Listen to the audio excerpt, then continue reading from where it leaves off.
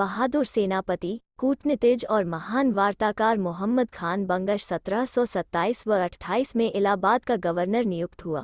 उस समय औरंगजेब छत्रसाल के विरुद्ध अनेकों बार प्रयास के बाद भी सफलता प्राप्त नहीं कर पा रहा था। अंततः नवाब मोहम्मद बंगश खान को मैदान में स्वयं उतरना पड़ा।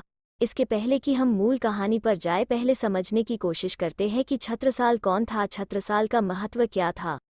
नवाब मोहम्मद खान बंगश व राजा जय सिंह अच्छे दोस्त थे। दोनों मुगलों के साथ मिलकर दिल्ली सल्तनत के लिए काम करते थे। माना जाता है कि छत्रसाल ने भी एक बार मुगल सेना के लिए युद्ध भी लड़ा, लेकिन बाद में मुगल सेना से अलग हो गए, अपनी सेना बनाने की तैयारी करने लगे। इसी दौर में मराठा सरदार शिवाजी भी मुगलों से लोहा ले रहे थे।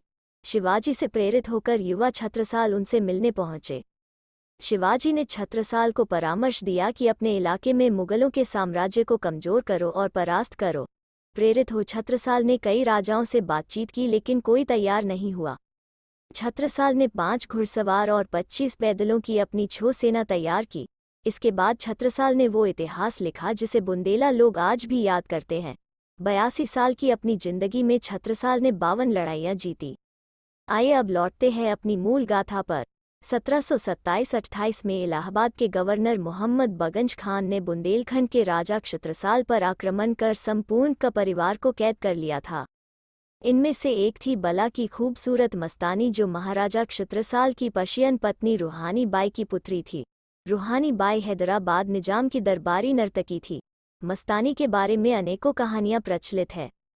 पुरानी कालिंजर रिपोर्ट के अनुसार मस्तानी मोहम्मद खान बंगश की पत्नी थी, लेकिन इतिहास में इसका कोई प्रमाण मौजूद नहीं है। बाजीराव उस समय अपनी सेना के साथ पास में ही कैंप लगाए थे। क्षत्रसाल ने मौका पाकर बाजीराव को पत्र भेजकर सहायता मांगी।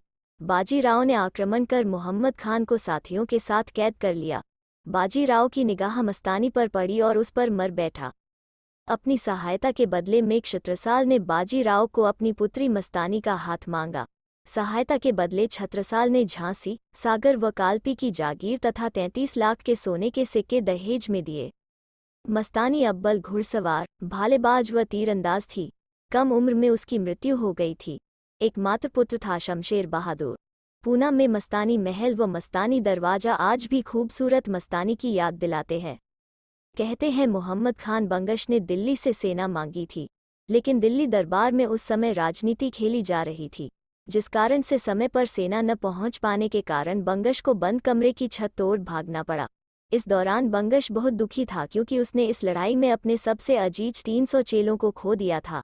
अपने अगले अंक में हम नादिर शाह द्वारा दिल्ली पर आक्रमण का जिक्र करेंगे।